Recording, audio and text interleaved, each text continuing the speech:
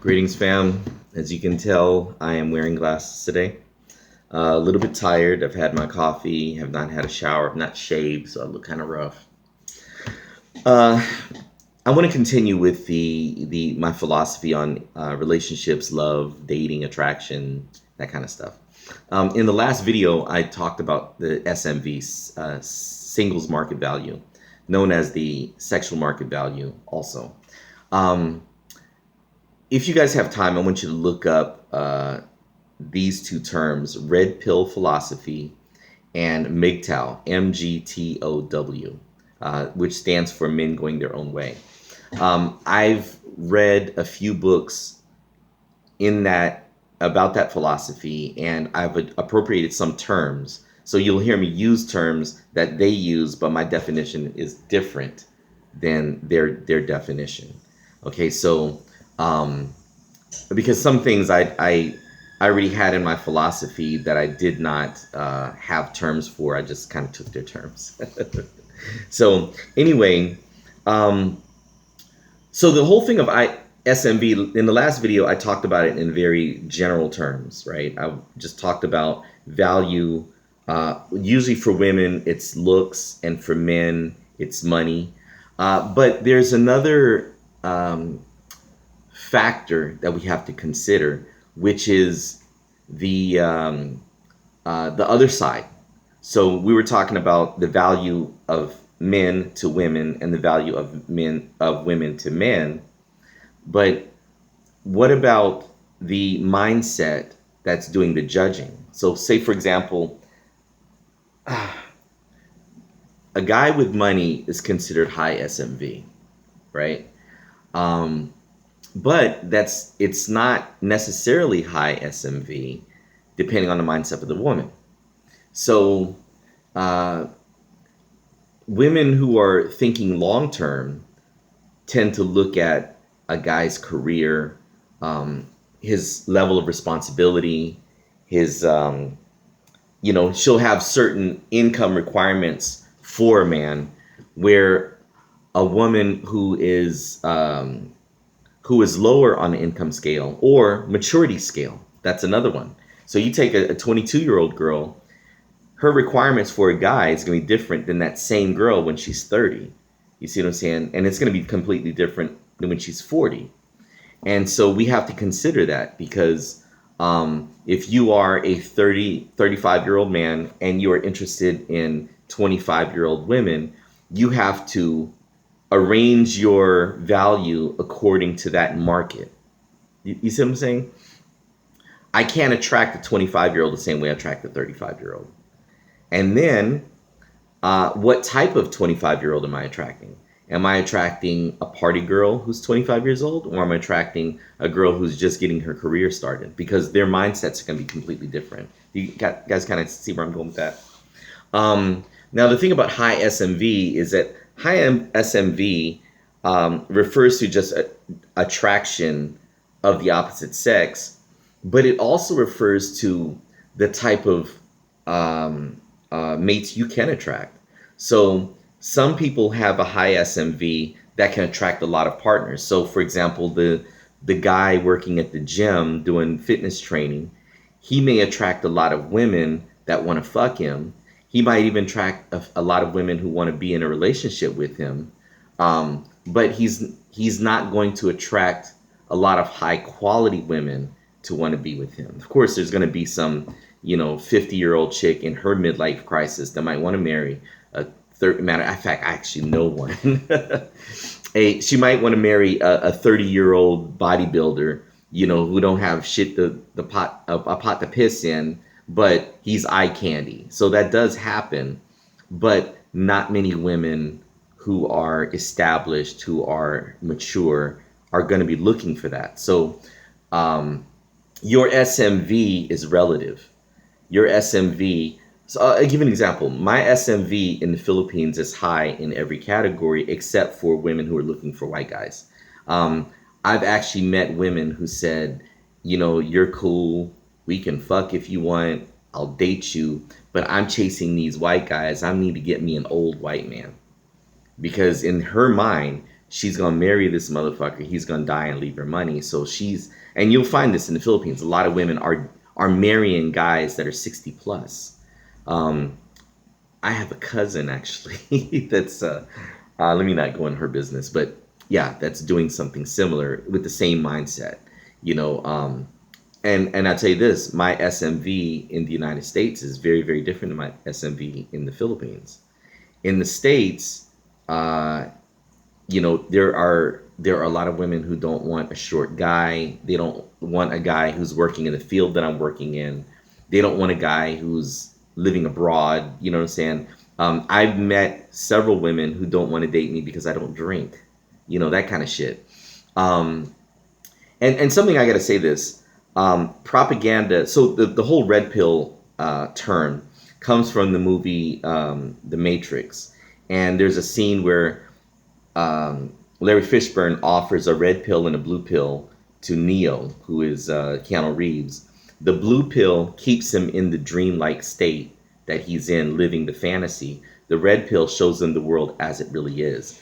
And we have to take the red pill. And this is, it's pretty much the same thing as woke culture. We make a lot of jokes about woke culture, but they have an upper hand on the rest of us, or the rest of the folks who don't see the propaganda. They don't understand the game that the government's running, that the media is running, that even the sexes are running, right? So, for example, feminists are selling an idea to men, and men are buying it because they don't want to be seen. Excuse me. They don't want to be seen as misogynistic or chauvinist, or they want to attract more women, and so that is a type of propaganda. And if you take the red pill, you understand that dynamic. There is a power struggle in the West between men and women. I recently counseled a family member about her husband, and I was saying how she is a very powerful, independent, strong, intelligent lady, and her husband is pretty much a beta. You know what I mean? He's a good guy, love him to death, but he's a beta, and they're 40. They're 40. They're 40 years old. And he's starting to assert himself as a man. And she's challenging him all the time. And, she's related to me. He's not related to me. She's related to me. But I had to check her. I love her, love her to death. But I had to check her because she was wrong in this. Now, he was wrong in his response. But excuse me, I almost slipped it.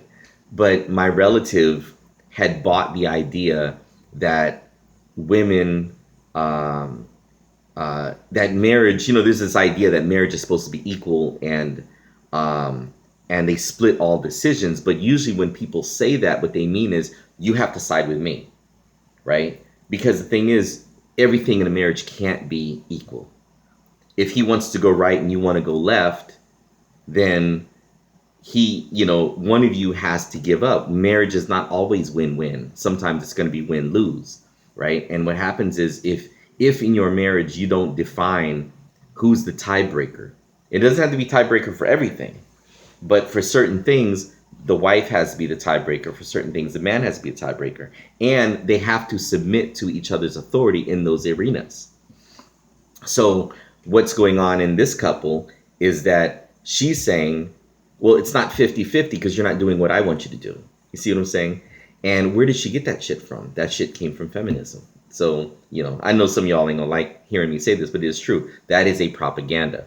So in the dating world, we also have a propaganda that says women are emotional, men are rational. So men, we love to fancy ourselves as rational beings, but we're actually very, very emotional. We don't always choose the right woman for smart reasons. How many times have you broken up with a female, looked back and said, damn, why did I fuck with her? You knew that shit wasn't good, but you did it anyway, right? Because she's fine. I wanted to fuck, or, I fell in love with her. Why did you fall in love with somebody that wasn't a good catch for you?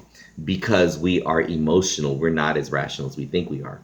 Now, women sell themselves as being irrational. They sell themselves as being emotional, but women are very fucking rational. They are very calculating. You know what I'm saying? When a woman looks at a guy, she's already um, picturing her future. And no woman has just one guy she's considering. She always, especially good looking women, could have up to 10 guys that she's considering. And these are all good men. And she just has to sit here and say, okay, which one of these motherfuckers I want? Y'all know, you come on, man. Y'all know I'm right. Women are very, very calculating. And they have to be. Because if you make the wrong decision, then you end up with babies with a motherfucker who don't pay for his babies. He don't pay his child support. You see what I'm saying? You end up a single mom if you choose wrong. So women have to be rational. So we bought the propaganda and it's got the game all fucked up. Speaking of game, let me say this. Marketing in business is what game is in dating and love. The multiplier to our value in the singles market is game, is how we sell ourselves. If I am a 7 in looks, if I am a 7 in income, right? I'm not a 10, or maybe I'm a 5 in income. I have to find a way to market myself to make myself more attractive to women. You know, and guys, we don't put on makeup. We can't put on fake eyelashes, fake hair, and fake muscles and shit like that. So we have to find ways to make ourselves more attractive to women in the way that those women want. When you're younger, you have to engage in conspicuous. Matter of fact, older too. Men have to engage in conspicuous consumption. What is conspicuous consumption? Conspicuous consumption is how we portray our finances. It is very, very tacky to sit there with a woman and say, I make this amount of money and, you know, I've got this much money in the bank and I've got investments, and that's very, very tacky. If you're doing that, motherfucker, you deserve to get taken. Your ass is corny. Okay, that is a very low budget way of attracting women. When you're young, you have to spend in ways that broadcast to the woman that you have enough income to give her what she wants. And a 25-year-old woman is a little bit different than a 45-year-old woman. When you're 25, women are really into fun, right? They're more drawn to a guy with a sports car who's wearing designer clothing, who's, he's throwing money around, got the new phone, and you know what I'm saying, that kind of shit. That kind of stuff attracts younger women because she's not thinking long term, she's thinking very short term. And of course not all 25-year-olds, but just, I'm generalizing right now. When you're 35 or 45, you're really looking at what type of life can this guy give me, right? Women are really into hypergamy, hypergamy is getting a mate who's of a higher class than yourself. If you're a 7, you go and get a 10 or a 9. You know what I'm saying? Because we tend to date up, or we at least tend to try to date up. And when you're 35 years old, you don't care as much that this guy is, got a pot belly, maybe. You know what I mean? He's balding. I right before I left the States to go to the Philippines, I actually had a female tell me I don't date guys who are balding. She said, "Did you shave your head or were you losing it?" I said, well, I was losing it, so I shaved my head. Why? She's like, "I don't date men who are bald because they were losing their hair." And this came from a broad who was like 40 something years old. Like, what? Are you fucking kidding me? But, remember what I was saying about how we portray ourselves. A lot of women try to portray themselves as not being shallow, but many women are very, very shallow. When I used to do the dating online thing, I used to see a lot of women say, if you're under 6 feet, don't even spit in my direction. You know what I'm saying? That is shallow because, matter of fact, I remember a guy in one of my groups said, every time a female asks him, what's your height? He says, what's your weight? And they usually get angry when he says that. And it's not making a judgment saying they're wrong. We all like what we like. But the thing is, face it, you've taken the red pill. See the world for what it is. Understand, fellas, listen. Everyone is shallow. We're shallow. We like big titties. We like big asses. We like pretty faces. Okay. We like women who we have access to. We don't have to wait until little Mikey goes to sleep and shit like that. The fuck. I prefer a woman that ain't got children running around the house, fucking with my shit and matter of fact, I can do a whole video on that, but we don't want to admit that because it's not socially acceptable to say that. Women like tall, good-looking men with money. It's not acceptable to say that. So what they do is, as I said in the last video, they friend zone the guys they don't want, and they pursue the guys that they do want. And who are we to say what they should want? And getting angry because somebody won't date you because you're fat, or won't date you because you're short, or won't date you because you ain't got a good job. That's the ultimate slave mentality. That's ultimate loser mindset. So just accept that there are some people who don't want you, who don't want what you got. However, there is something you can do. Now, I can't do anything about my height. I'm fucking 5'7". I'm stuck at 5'7", right? But what I can do is pursue women who don't care about height. You see what I'm saying? Now, but if let's say you're too skinny, right? Some guys got little skinny arms and women don't like men with skinny arms. Work out. Why not? You know what I'm saying? You should do this anyway. If you don't make much income, get a second job. You see what I'm saying? Or get a better job. Get a better job. These are all things that we can do to raise our value. And you have to understand, what are women looking for? What do women want from us? What can we give them that will make us more attractive? What can we broadcast that will make us more attractive? It's easier for women. Well, yeah, it is easier for women. It's easier for women because a woman has so many ways to make herself more attractive, and that's pretty much the only thing guys are looking at. I mean, even if you have a lot of children, if your looks are way up here, and your intelligence, of course, because guys don't like stupid women, not for long term, most men will overlook that, the children and things like that. Most men will even overlook your finances. So you just have to find out what they want and then work on that. You have to fix it. And so in the dating world, just be aware of what you have to offer. Be aware of what you have to offer and be aware of what they want. And then you can then work on making yourself more attractive. You see what I'm saying? It's no use complaining about it, So anyway,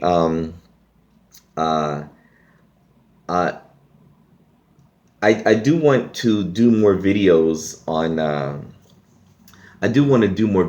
on this subject, and but you know what? I'm going to post a link to my blog in this description, and I want you guys to go over there. Now, I haven't done any articles in a while, but I'm going to start uploading these articles. Because one thing I realize when I do these videos, I really don't have time to discuss any subject fully, so it's better that I write articles to accompany the videos. So the videos will really introduce the subjects, and then I'll write articles to give more detail, because I could sit here and talk for a couple of hours, and I'm trying to get these videos short. So 30-minute videos, a lot of people are telling me they often can't sit for 30 minutes, so I get that. So I'm going to try to shorten them to maybe 10, 15-minute videos or shorter, and then I'll just write accompanying articles to go with it, okay? So just keep that in mind, fellas. And then the next video, I'm going to start talking about the 3 questions that I got, all right? Y'all have a good day. Peace.